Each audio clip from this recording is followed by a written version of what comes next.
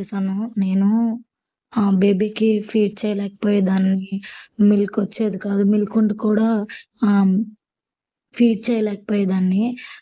So, first pump use చేసి ah, next normal feed చేద్దామని చెప్పేసి తీసుకున్నానండి.